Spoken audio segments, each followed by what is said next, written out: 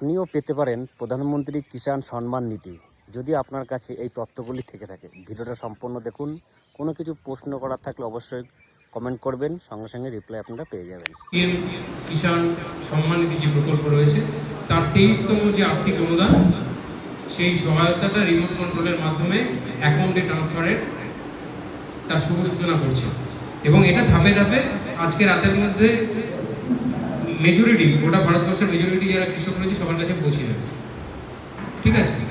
আর PM কিষাণের ক্ষেত্রে আপনারা ইতিমধ্যেই জানেন যে জনকল্যাণ শিবির অনুষ্ঠিত হয়েছে। সেখানে প্রধানমন্ত্রী কিষাণ সম্মান নিধির যারা নতুন আবেদনকারী আছেন, এখানে কেউ আছেন?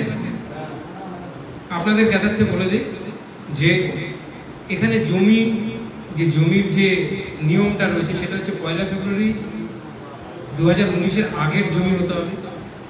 আর আরেকটা ব্যাপার হচ্ছে যে দেখা যাচ্ছে আপনার ওয়ারিশান সূত্রে প্রাপ্য জমি, বাবা মা তারা বর্তমানে গত হয়েছেন, বা অনেকে দেখা গেল যে আধার কার্ড তৈরি হয়নি, তার আগেও মারা গেছে, কিন্তু এতদিন ধরে আপনারা ভাই বোনেরা যারা আছেন জমিটা ভেরিফিকেশন করা হয়নি। ওয়ারিশান ডিডে কিন্তু, পার্টিশন ডিডে কিন্তু আপনার পিএম কিষাণের ক্ষেত্রে কিন্তু সেটা অনুমোদন মানে যোগ্য নয়।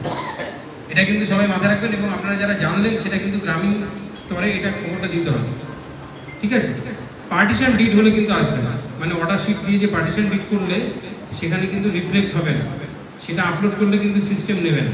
আর এই পিএম কিষাণের টোটালটাই সিস্টেম অনলাইন, কোনো অফলাইন মোড কি আপনি অনলাইন করে দেওয়ার পরে অফিসের কাছে একটা প্রমাণ দাখিল অডিট পারপাসের জন্য রাখতে হয়, সেটা সেলফ স্বঘোষণাপত্র আছে, সেলফ ডিক্লারেশন।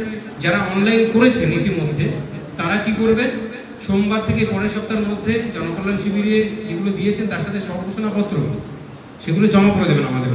ঠিক আছে। তার সাথে আপনার এবং মানে স্বামী স্ত্রী দুজনেরই কিন্তু আধার কার্ড দিতে হবে। ঠিক আছে। আর এখানে পরিবার মানে কি, পরিবার মানে স্বামী স্ত্রী এবং তার 18 বছরের নিচে সন্তানদের মিলেই হচ্ছে একটা পরিবার।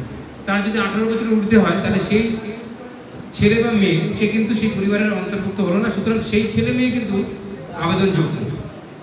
মনে রাখবেন, এটা নিয়ে কোনো কনফিউশন থাকবে না। আর তৃতীয়ত আরেকটা ব্যাপার হচ্ছে যে বর্তমানে যারা ওয়ারিশান সূত্রে পেয়েছে তারা কিন্তু অনলাইনে আবেদন করতে পারছে না। তাদের জন্য মোটামুটি কিছুদিন সময় পরে, এখনো তো যে অ্যাপটা রয়েছে সেই অ্যাপে যার পর্চা মানে ওয়ারিশান সূত্রে যেই পর্চা থেকে ভেঙে আপনারা পর্চা করেছেন, অর্থাৎ বাবা মা যারা গত হয়েছে তাদের ডেথ সার্টিফিকেট এবং আধার নম্বর চাইছে। দেখা যাচ্ছে যে যখন আধার হয়েছিল 2008-9-এর দিকে, তাই তো, তার আগে যারা মারা গেছে তাদের তো আধার